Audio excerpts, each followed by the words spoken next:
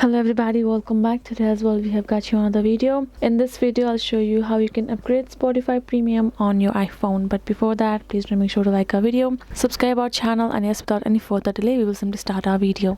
For the matter, what you have to do is, first of all, you're gonna go to your Spotify app, open it up, and then afterwards you're gonna find this kind of interface right there in the home section, right? So if you would like to upgrade to premium, you can simply find this premium option just given below right corner of your screen.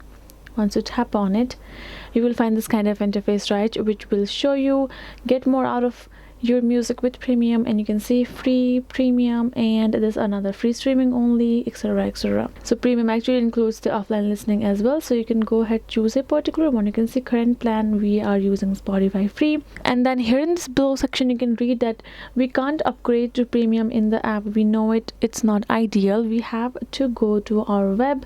Go ahead, access your browser, go to search bar and type in spotify.com and search it up, and now you can see get premium on top. Tap on this get premium afterwards, and now you gotta go ahead, tap on this get premium individual or view all premium plans again if you would like to. Otherwise, tap on this get premium individual,